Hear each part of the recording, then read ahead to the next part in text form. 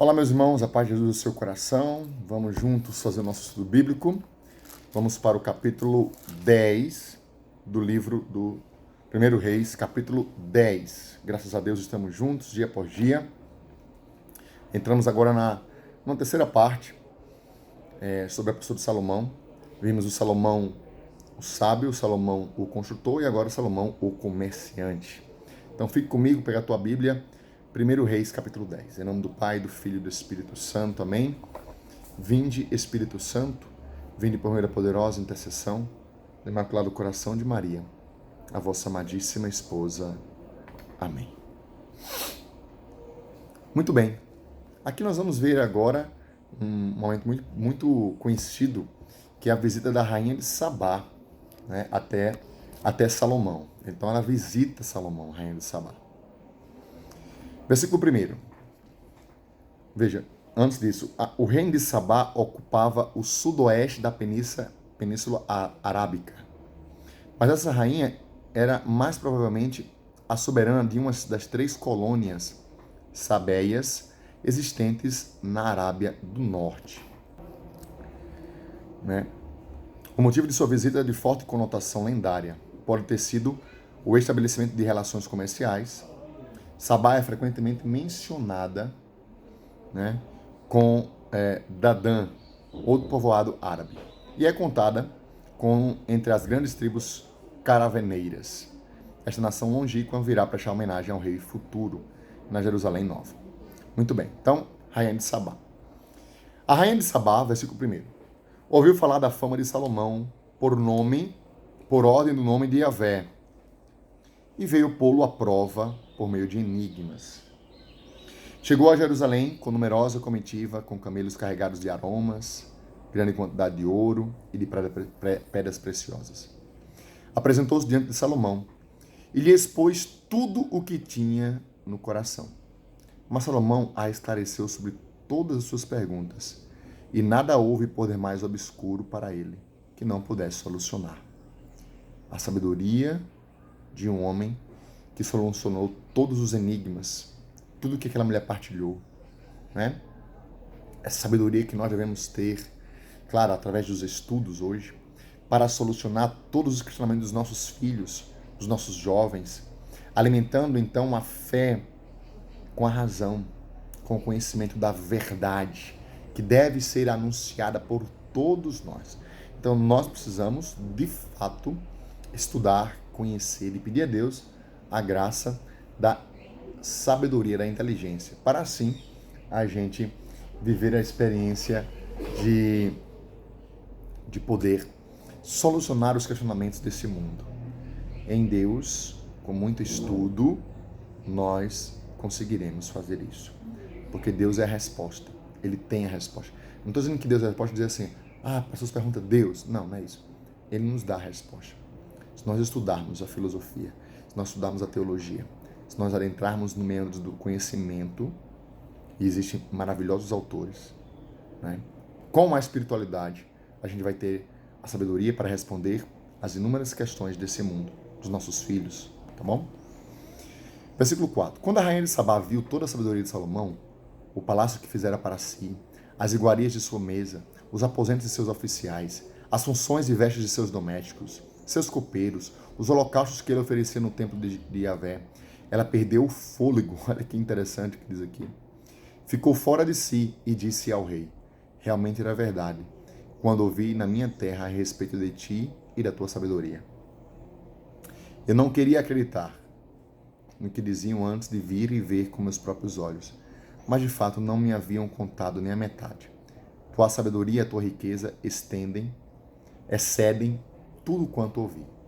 Feliz a tua gente, felizes desses teus servos que estão continuamente à tua presença e ouvem a tua sabedoria.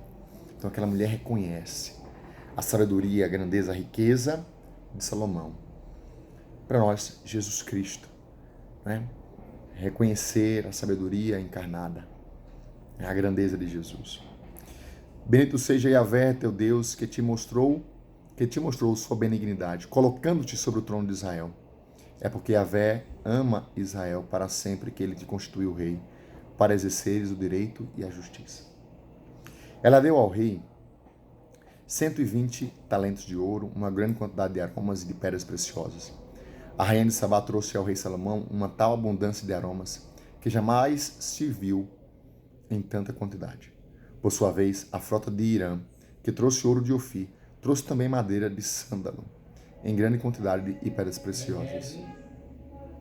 Com esse sândalo, o rei fez balaustradas para o templo de Yahvé e para o palácio real, liras e harpas para os músicos. Nunca mais se transportou. Fiquei até emocionado agora. Desculpa. Nunca mais. Versículo 12. Com esse sândalo, o rei fez balaustradas para o templo de Yahvé e para o palácio real, liras e harpas para o músico. Né? Veja que maravilha, aqui os músicos sendo recebendo bons instrumentos aqui para tocar para o Senhor. Nunca mais se transportou dessa madeira de sândalo e não se viu mais dela até hoje. Por sua vez, o rei Salomão ofereceu à rainha de Sabá tudo o que ela desejou e pediu, além dos presentes que ele deu com munificência digna do rei Salomão. Depois ela partiu e voltou para a sua terra, ela e seus servos. Então, que maravilha, né? Experiência daquela mulher que foi provar a sabedoria de Salomão e se convenceu, né? Ao ver a grandiosidade das coisas, ao ouvir Salomão, ela disse, de fato, Deus o abençoou. Ao ver-nos a nossa casa, a abundância, a simplicidade, mas a bênção de Deus, né? Ao ver a canção nova hoje, ao ouvir a sua palavra, as suas conversas, as pessoas precisam reconhecer que Deus está com você. Sejamos fiéis, andemos no caminho do Senhor, porque tudo irá bem, mesmo diante das dificuldades, né? Davi era a bênção do Senhor, caminhava na bênção do Senhor, mas ele passou por dificuldades, foi provado, né? Então, a provação não vai sair de nós, mas mesmo na provação nós iremos dar testemunho, e isso vai edificar uma geração, pessoas que estão ao nosso lado.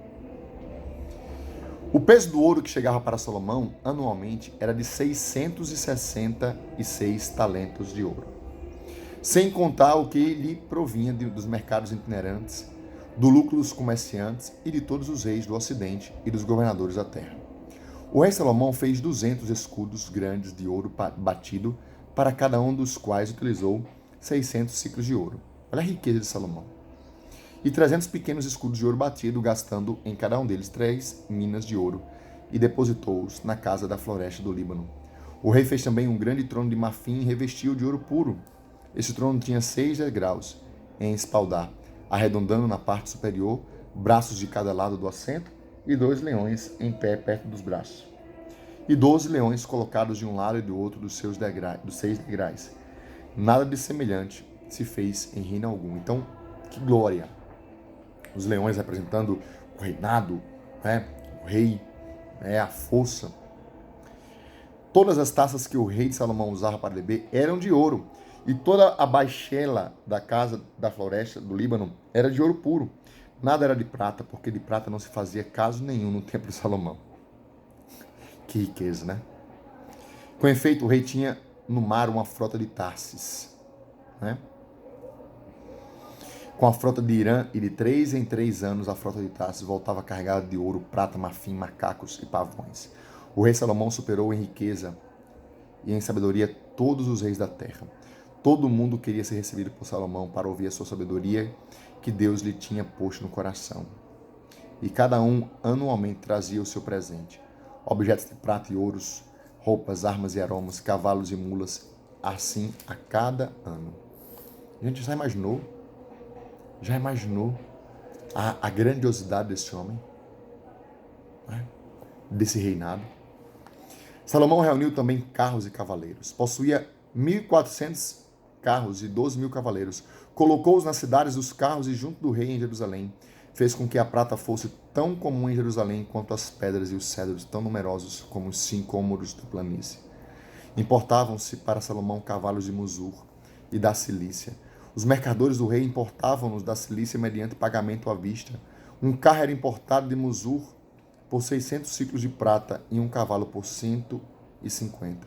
O preço era o mesmo para os reis dos heteus e para os reis de Herã, que os importavam por seu intermédio. Gente, grandiosidade, riqueza. Veja, aqui talvez algo importante para a gente dizer. O dinheiro não faz mal. O amor ao dinheiro faz tudo mal. Entendeu? Quando alguém, pelo suor do seu trabalho, pela sabedoria que ele tem, pelo empenho, alcança propriedades, dinheiros, né, para sua família, para viajar, para ajudar os outros, para adquirir bens, Deus o abençoe e o conserve. O problema é quando se conquista isso pelo dinheiro em si e para isso se corrompe, se rouba, frauda alguém, passa por cima dos outros, humilha os outros. O amor ao dinheiro é a raiz do pecado, tá? De todo mal. Então veja, eu costumo dizer, na época de pandemia, as pessoas morrendo, o pessoal roubar dinheiro de respirador, roubar dinheiro de máscara, roubar dinheiro da merenda, roubar dinheiro da educação, roubar dinheiro para matar outros. Aí sim. E se você aplaude essas pessoas, você é conivente. Conivente. Né? Todo aquele que incentiva o aborto é conivente desse pecado. Todo aquele que aplaude a corrupção é conivente da corrupção. E nós não podemos entender... mas também é corrupto quem atravessa o sinal vermelho, é também corrupto quem... Existe um senso de proporção que nós não podemos esquecer. Isso é muito importante. Não cai nessa balela. Não estou dizendo que você vai cometer as pequenas corrupções, né? Mas eu quero dizer o seguinte, as coisas não são iguais, não. Por exemplo, você sabia disso que, por exemplo, você vai se confessar, padre, eu pequei contra a castidade. Sabe que existem níveis de pecado contra a castidade? E você tem que dizer abertamente o que você fez. Pecar contra a castidade é muito amplo. Você vai dizer assim, olha, pequei contra a castidade, mas o que você fez? Uma coisa é, por exemplo, eu me masturbei. Tá aqui, vamos ver aqui embaixo, né? Olha, não, eu tive relação sexual com a minha namorada. Eu tive relação sexual com uma mulher casada, com uma religiosa. Você tá entendendo? Existem os níveis. Existe os nível de proporção. Então, eu errei, atravessei o sinal vermelho, eu joguei um lixo no chão, me corrompi. Ei, mas isso nem tem proporção com quem rouba bilhões, milhões para poder, para desfrutar, para bancar ideologias e tal, e mata centenas de pessoas que não têm a segurança, que não têm alimentação. Então, vejam. Então, voltando aqui, né? Só para dar tivemos tempo aqui. Veja, a questão do dinheiro é importante aqui. Salomão vai trazer. Nós vimos a riqueza de Salomão. E Deus o abençoou. Vai dizer que não foi Deus que abençoou ele com isso, tudo isso? Foi. O problema é o seguinte. Lá na frente ele vai se perder. No capítulo 11. Que é amanhã, o vídeo de amanhã. O problema é esse se perder pelos prazeres, né? E não buscar a Deus. O problema é estar aí, né? Deus nos abençoe. Deixa aqui nos comentários o que Deus falou com você e até amanhã para o nosso 11º capítulo.